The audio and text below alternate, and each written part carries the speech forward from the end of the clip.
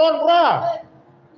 Sing tak gandrungi oleh papan kene iki Dewi Sariasih. Lah nggih, Sariasih mboten entene sari rapet. Aku ngerti mau mlaku alon-alon legah ning pojokan, ngalih meneh ning tengah, ngalih ning pinggir. Tak uber Sariasih. Ya ubeng nganti malah legah ning kene. Ya Allah, Sariasih. Ya Allah kene.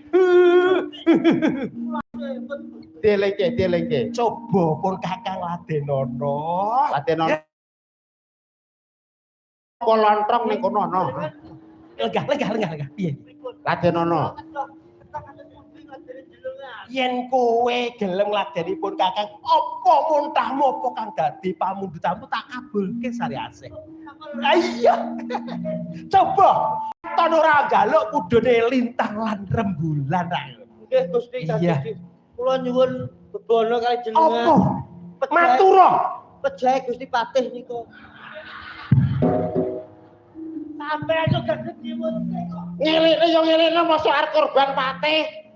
Apa pamundhutanmu apa Sariasih? Matur. Walangko wae walangko. Kowe Adipati sugih bodho bandu. Aja nek kowe njaluk sawah sing hektar-hektaran. Yen perlu gunung ke tak tuku. Oh. Gunung Kemukus. Ayo. Sampe kula niku asih. Heeh.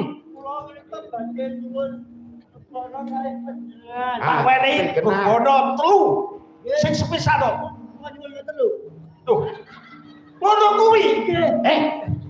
Aja jorok. Akhlakul karimah. Jorok pripun? Lho, mosok njaluk mbok ngenekno. Niki nek umpane kula niku asih. Asih. Kula ali-ali ngoten. Ali-ali. Sing mbok pilih ning ladang kene toko mas ngendhi. Jaluk ali-ali jaluk pirang kilo tak kabulke. Oh, botol sak kaca-kaca. Sing nomor 2 jaluk apa? Cayune kok batu lowang apa wae batu. Matur. Bingung. Wis ngobrol bareng gak apa-apa. Wis kadung rusak. Siji jaluk ali-ali, sing loro jaluk apa? Ngeten. Lah aduh. Goblok iki malah giji. Jenengan pripun? Oh, gunamu apa ini sakmene? Jorok piye wae? Piye to? Kula nyuwun ngeten to. Heeh. Misalan ali-ali cilik. Heeh. Ping pinggire gede delak ngoten lho. Oh, alah gelang.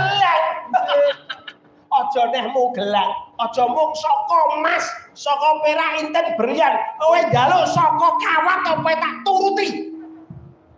Lho, kuwi lho apik malah saka kawat. Toko besi sing mbok pilih tak gawe ning gelang sakake. Saka rene kawat niku lho. Sing teng jero omah napa mboten pengen mati. Tuh, mati piye? Kalah saler ngeten mawon lho. Sing ketelu, coba. Iki sing tak teri sing ketelu. Mesti ngerti iki, mesti ngerti. Mesti iki. Sariasih ngerti. Wis senengane. Nah, mesti ngerti ta. Heeh. Karo pacar. Apa? Kula niku Jaluk apa? Lungguh ta lungguh? Lungguh. Ora rasa dedeg. Lungguh. Iki ning pasewakan Gusti Ratu Nawadi lagi koyo ngene ngimutke. Mbok menawa kanthi omonganmu dheke ndang eling. Bener. Ayo, Go. Jaluk apa? Orang jaluk apa-apa jur karepmu jenengan waspadake riyen kok sinten kok kula niki. piye?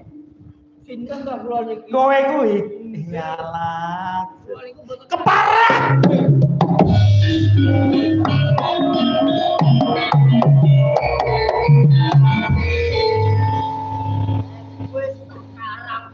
Kowe wis tak omongi to. Nek ngelikne Gusti Ratu awake dhewe, iki sing ati-ati aja clewat-clewu. Lah piye to? pancal ki mesti ya. Ngono kuwi Gusti. Nggih. Lungguh. Nggih, lungguh. Pangkatmu minangka patih. Nggih. Yo kene mung prajurit panggone ning pojokan anyul-anyul ning tengah ning arepe ratu. Jur ngopo karepe? Lah kok salah? Tegese kudune yen ana sliramu kono mesti ora nganti lungguh ning tengah. Pangapunten nggih. Piye? Kula tak matur. Jenengan wau ki nembe kalepyan, nembe lali angen-angene jenengan menika mboten pas. Lah sampean bar beksa, "Hei, para prajurit, nggih."